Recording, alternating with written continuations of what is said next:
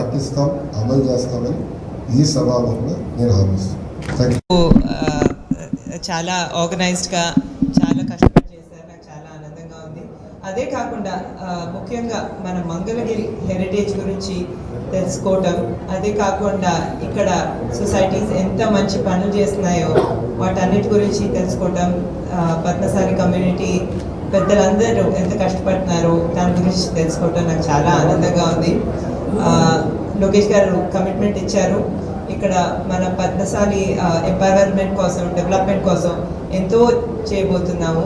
అది కాకుండా ఇక్కడ చేనేత కార్మికులే కాకుండా స్వర్ణకారులు చాలా మంది ఉన్నారండి, చాలా టాలెంటెడ్ వారు ఉన్నారు.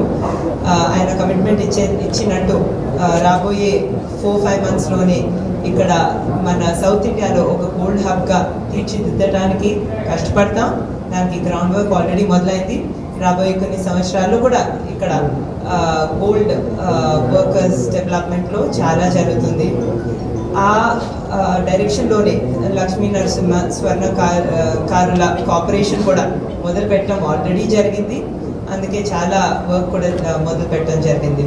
మరొకసారి నన్ను ఇక్కడ ఇన్వైట్ చేసినందుకు మీ అందరికీ ధన్యవాదాలు తెలుపుకుంటూ నేను సెలవు తీసుకుంటాను.